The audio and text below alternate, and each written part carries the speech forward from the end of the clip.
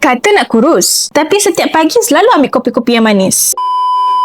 Petang pula air boba. Korang ni nak kurus ke nak kekalkan craving tu? So, gula ni sebenarnya punca craving tak pernah hilang dalam korang punya badan. Gula ni sebenarnya antara punca craving korang ni takkan pernah hilang. Lagi banyak korang minum, lagi lah otak korang ni minta benda manis je. So, korang nak tahu tak kenapa korang ni sejenis yang susah nak kawal benda-benda manis ni? Sebab dalam sel badan korang ni dah candu gula tu. Tapi, kalau korang nak elakkan craving benda-benda yang manis ataupun kita panggil gula, baik korang jangan seksa diri korang dan ambil Scalavia ni, sebab dalam Scalavia ni juga dia ada 0 kalori, 0 gula dan juga 0 karbohidrat. Tapi tetap ada rasa manis. Yang lagi best dalam Scalavia ni pula ada GFC, Growth Factor Concentrate, yang boleh bantu ke hormon dan reset balik sel badan. So craving korang pun makinlah kurang. Jadi untuk korang yang dekat luar sana tu yang selalu beli-beli ubat yang kurus, ubat kurus pula mahal-mahal, better korang stop dulu. Tukar kepada Scalavia dulu. Manis ada tapi tak ada pun dosa.